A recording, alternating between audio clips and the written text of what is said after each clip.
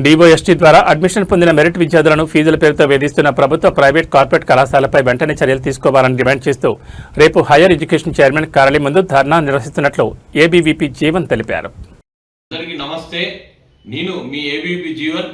ఈరోజు దోస్తు ద్వారా విద్యార్థులందరూ అడ్మిషన్లు పొంది కాలేజీలకు వెళ్తూ ఉంటే, వారి తల్లిదండ్రులతో వెళ్తూ ఉంటే 1 year ఫీజు ముందే కట్టాలని ఈరోజు ప్రభుత్వ కాలేజీలు కానీ ప్రైవేటు కాలేజీలు కానీ అక్రమార్జన ధ్యేయంగానే ఈరోజు ముందుకెళ్తున్నాయి తప్ప ప్రభుత్వం ఇచ్చినటువంటి 7-9 జీవోలో క్లియర్గా మెన్షన్ కూడా చేయడం జరిగింది.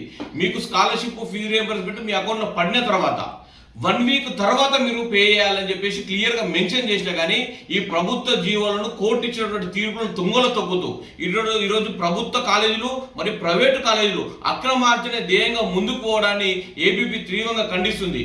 దీనికోసం రేపు 30వ తారీఖున విద్యార్థుల తల్లిదండ్రులతోటి రేపు హైయర్ ఎడ్యుకేషన్ ముంగట ధర్నా కార్యక్రమాన్ని చేపట్టబోతుంది. ఈ కార్యక్రమానికి విద్యార్థుల తల్లిదండ్రులు ఉన్నటువంటి అందరూ కూడా వచ్చి వేలాది మందిగా తరలి వచ్చి ఈ యొక్క హైయర్ ఎడ్యుకేషన్ ముందు ధర్నాను విజయవంతం చేయాల్సిందిగా విజ్ఞప్తి చేస్తున్నాను.